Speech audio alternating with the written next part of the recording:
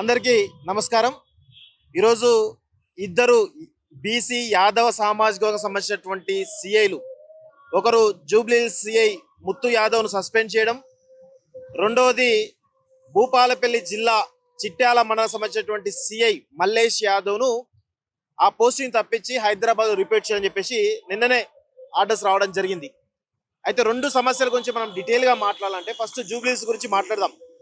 జూబ్లీహిల్స్కి గత 20 సంవత్సరాలుగా 20 సంవత్సరాలు మాకు తెలిసినంత వరకు 20 సంవత్సరాలుగా అక్కడ అగ్రవర్ణాలకు సంబంధించినటువంటి వ్యక్తులే రాజ్యం వెళ్తున్నారు సిఐలుగా.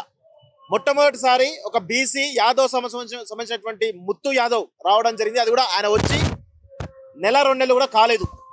కానీ ఇక్కడ జరుగుతున్న విషయం ఏంది, ఏం కారణంతో సస్పెండ్ చేశారంటే కొండా సురేఖకు సంబంధించినటువంటి ఓఎస్డి సుమంత్ను అరెస్ట్ చేయడంలో జాప్యం జరిగింది అని చెప్పేసి కూడా ఆ కారణంతో ముత్తు యాదవ్ సిఐని సస్పెండ్ చేయడం జరిగింది.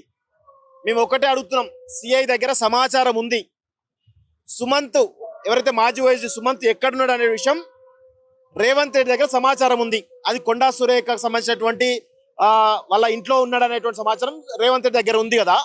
మరి ఇప్పుడు ఈ పోలీస్ డిపార్ట్మెంట్ను పంపించి మరి ఆయన అరెస్ట్ చేపిస్తారా అని మేము అడుగుతున్నాం. సుమంత్ ఎక్కడున్నాడో ఈరోజు పోలీస్ డిపార్ట్మెంట్ తెలియదా?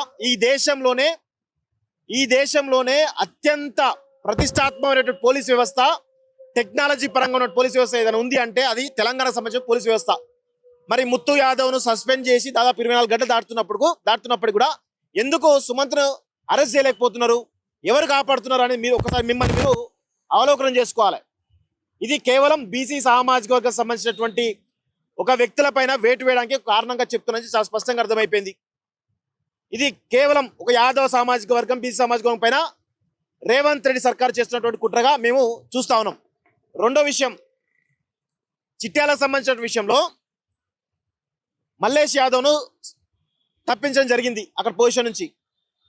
అక్కడ ఎస్సీ ఎస్టీ అట్రాసిటీ కేసు సంబంధించినటువంటి విచారణాధికారి డిఎస్పి ఈరోజు చాలా స్పష్టంగా మేము ఆరోపించాం, ఎవరైతే నిందితుడో కొక్కిరాల మధువంశీరావును కాపాడుతున్నది ఎమ్మెల్యే డిఎస్పీ అని చాలా స్పష్టంగా చెప్పినాం.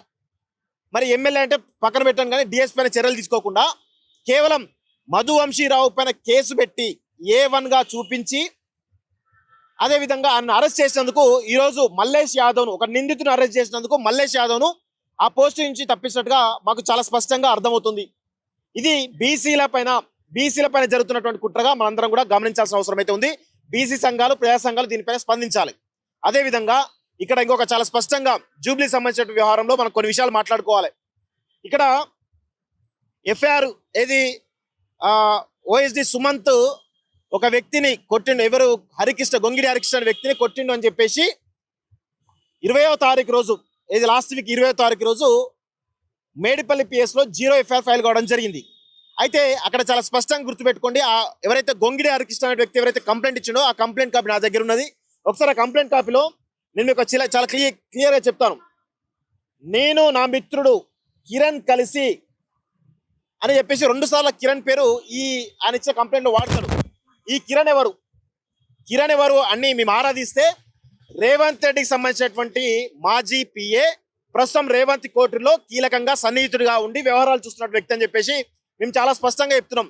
రేవంత్ రెడ్డి గతంలో 2021 వరకు కూడా రేవంత్ రెడ్డి పిఏగా ఉన్నాడు. ప్రస్తుతం రేవంత్ రెడ్డికి చాలా సన్నిహితుగా ఉన్నటువంటి కిరణ్ ఎవరైతున్నారో ఆ కిరణ్ ఆదేశాల మేరకు ఎఫ్ఐఆర్ కాపీలో నేను కల్పితాలు చెప్పట్లేదు, గొంగిడి హరికృష్ణ రాసినటువంటి కంప్లైంట్లో చాలా స్పష్టంగా ఉంది కిరణ్ పేరు. ఈ కిరణ్ రేవంత్ రెడ్డి సన్నిహితుడు. ఈయన ఆదేశాలతోటే ఈరోజు అక్కడ కేసు కట్టినట్టుగా తెలుస్తూ ఉంది. అదేవిధంగా దీనికంటే ముందు, ఇది ఎప్పుడు 20వ తారీఖు కేసు, దానికంటే ముందు మాదాపూర్ పిఎస్లో హరికృష్ణకు సంబంధించినటువంటి వ్యవహారం ఏదైతే ఉందో, గొంగిడి హరికృష్ణ సంబంధించినటువంటి వసూళ్ల చిట్టా ఏదైతే ఉందో, వసూళ్ల చిట్టా మొత్తం కూడా ఇట్లా అందరి దగ్గర వసూలు చేసిండు. ఎవరి పేరు చెప్పి? రేవంత్ రెడ్డి సన్నిహితుడు కిరణ్, ఈయన ఇద్దరు కలిసి చేసినటువంటి లెక్క ఎంత లెక్క తెలుసా? 1,80,00,000 1,80,00,000 లెక్క. ఇది కొంతమంది ఇచ్చిన కంప్లైంట్. మొత్తంగా 10 కోట్ల రూపాయలు రేవంత్ రెడ్డి సన్నిహితుడు కిరణ్, అదేవిధంగా గొంగిడి హరికృష్ణ వసూలు చేసిరు. ఎవరి పేరు చెప్పి? సుమంత్ పేరు, కొండా సురేఖ పేరు చెప్పి వసూలు చేసి చెప్పి కంప్లైంట్ ఇవ్వడం జరిగింది. ఈ కంప్లైంట్ దానికంటే ముందు జరిగిన వ్యవహారమే సుమంత్ వీళ్ళని పిలిచిండు. ఎందుకురా భయ్, మా పేరు చెప్పి ఎందుకు వసూలు చేస్తారని చెప్పేసి స్థానికంగా ఉండేటువంటి జూబ్లీస్ పిఎస్ లో వీళ్ళని ఎవరు గొంగిడి అరక్షను పంపించడం జరిగింది పోలీసులు ఇన్ఫార్మ్ చేసి 20వ తారీఖు రోజు 20వ తారీఖు 20 కాదు 30వ తారీఖు రోజు 30వ తారీఖు రోజు జూబ్లీస్ పిఎస్ లో అర్ధరాత్రి సమయంలో గొంగిడి హరికృష్ణ జూబ్లీస్ పిఎస్ లో ఉన్నాడా, ఎన్ని గంటలు ఉన్నాడు, ఒకవేళ ఆయనకు దెబ్బలు తగిలితే మరి ఎందుకు ఇమ్మీడియట్ గా హాస్పిటల్ తీసుకుపోలేదు, ఇవన్నీ కూడా జూబ్లీస్ పిఎస్ సంబంధించినటువంటి సీసీటీవీ ఫుటేజ్ బయటకు తీస్తే అన్ని విషయాలు కూడా బయటపడతాయి. ఎందుకంటే మాదాపూర్ పిఎస్ లో దీనికి సంబంధించిన కంప్లైంట్ ఇస్తే కంప్లైంట్ సంబంధించినటువంటి మెసేజ్ వస్తుంది, కానీ ఎఫ్ఐఆర్ ఫైల్ చేయరు. అయితే దీని తర్వాత 18 రోజులకు ఇక్కడ ఎఫ్ఐఆర్ ఫైల్ చేస్తారు. ఇక్కడ మాకున్నటువంటి అనుమానాలు ఏంటంటే రేవంత్ రెడ్డి గొంగిడి హరికృష్ణ అనేటువంటి ఒక ఎవరైతే ఈ మంత్రుల పేర్లు చెప్పి ఒక కొండసులకే పేరు చెప్పి వసూలు చేయలేదు, చాలా మంది మంత్రుల పేర్లు చెప్పి వసూలు చేసిండు. 10-20 కోట్ల రూపాయలు వసూలు చేసి వాళ్ళకి సంబంధించినటువంటి చిట్టా కూడా మా దగ్గర ఉన్నది. అయితే వాళ్ళకు సంబంధించినటువంటి వ్యవహారంలో వసూలు చేసి అని చెప్పేసి ఈరోజు ఆ వసూలు చేసే వ్యక్తి అక్రమంగా కేసు పెడితే సుమంత్ మీద పగ తీర్చుకోవడానికి ఈరోజు రేవంత్ రెడ్డి గొంగిడి హరికృష్ణకు మద్దతు దొరుకుతా ఉన్నాడు. గొంగిడి హరికృష్ణ ఎవరంటే పెద్ద ఎత్తున వసూలు చేస్తా ఉన్నాడు. మరి ఎవరు కలిసి కిరణ్ తో కలిసి వసూలు చేస్తారని చెప్పేసి చాలా స్పష్టంగా ఆరోపిస్తున్నాం మేము. ఇది 100% రేవంత్ రెడ్డి ఒక వసూల్ రాజాకు, అదేవిధంగా తన అనుచరుడికి సన్నిహితంగా ఉండే వసూల్ రాజా ఉన్నాడు కాబట్టి ఇద్దరు కలిసి కోట్ల రూపాయలు వసూలు చేసి మరి రేవంత్ రెడ్డికి మూటలు పంపిస్తున్నారా? దానిలో భాగంగానే ఈరోజు ఓఎస్డీ సుమంత్ పైన పగదీర్చుకోవడానికి గొంగిడి హరికృష్ణ అనేటువంటి దొంగకు సద్దులు కడుతున్నారు రేవంత్ రెడ్డి అని చెప్పేసి చాలా స్పష్టంగా మేము ఆరోపణలు చేస్తున్నాం. ఇక్కడ ఇదే విధంగా ఎవరైతే బీసీ సామాజిక వర్గం సంబంధించినటువంటి సీఏల పైన వేటు వేసిర్రో దయచేసి ఇది బడుగు బలహీన వర్గాల పైన చేసినటువంటి కుట్రగా, బీసీల పైన ముఖ్యంగా యాదవ్ సామాజిక వర్గం పైన చేసినటువంటి కుట్రగా మేమందరం కూడా చూడాల్సినటువంటి అవసరం అయితే ఉంటుందని చెప్పేసి కోరుతూ, ఇలాంటి మంచి పద్ధతి కాదు రేవంత్ రెడ్డికి. ఇప్పటికే మీ పైన తీవ్రమైనటువంటి వ్యతిరేకత వస్తోంది. ఇంకా ఇదే విధంగా కాంగ్రెస్ ప్రభుత్వం వచ్చినప్పటి నుంచి కూడా బీసీ రిజర్వేషన్ ఇస్తామని చెప్పి చెప్తున్నప్పటికీ బీసీల పైన కుట్ర చేస్తూ బీసీలకు అన్ని రంగాల్లో, రాజకీయ రంగంలో కానీ లేకపోతే సామాజిక రంగంలో కానీ ఏ రంగంలో కూడా అవకాశాలు రాకుండా రేవంత్ రెడ్డి తన సామాజిక వర్గమే మొత్తం ఏలాలే మొత్తం చేయాలనే కోణంలో ఈరోజు బీసీల పైన పెద్ద ఎత్తున కుట్ర చేస్తున్నారు. దాన్ని తెలంగాణ సమాజంలో బీసీలందరూ కూడా దాదాపు 60% బీసీలందరూ గమనించాలని చెప్పేసి కూడా ఈరోజు మేము కోరుతా ఉన్నాం.